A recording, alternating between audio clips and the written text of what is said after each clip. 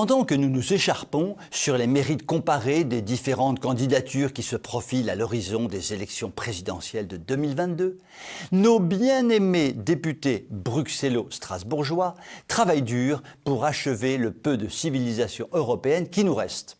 J'en veux pour preuve la décision récente du Parlement européen de nous doter d'un magnifique fonds, que dis-je, un fonds sans puits, que dis-je, deux magnifiques fonds sans puits, car il y en a même deux pour le prix d'un. Premier fonds, le fonds Asile, Migration et Intégration, doté de 10 milliards d'euros tout de même, qui soutiendra les politiques d'asile et de migration, attention, pas d'émigration, par exemple vers l'Europe, mais de migration dans toutes les directions, mais surtout vers l'Europe.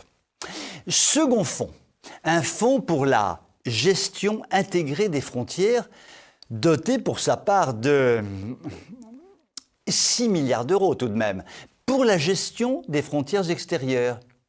Puisque le premier fonds est destiné à ouvrir tout grand nos frontières, le second fonds doit sans doute servir à vérifier la réalité de cette ouverture. Tout cela pour la coquette somme de 16 milliards d'euros tout de même. Ils en ont des sous-sous à Bruxelles, qui l'eût cru, après tout ce qu'ils viennent déjà de déverser en aide covidique. Donc l'Europe, la belle Union européenne qui pense à tout et travaille à nous bâtir un avenir radieux, veut mieux organiser la migration régulière. Moi, quand j'entends migration régulière, j'entends immigration constante, permanente et surtout ininterrompue.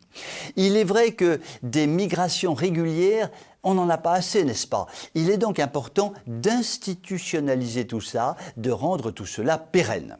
Madame le rapporteur du projet nous l'a assuré. Ouvrez les guillemets. Ces investissements profiteront non seulement à l'économie européenne, mais aussi à la société dans son ensemble. Fermez les guillemets. Oui, oui, madame, nous avons compris. Vous parlez du vivre ensemble heureux, naturellement. Je pense que cette brave dame, une certaine citoyenne de Slovénie du nom de Tanja Fajon, ne doit pas être très au courant du problème gigantesque que pose l'invasion migratoire de l'Europe.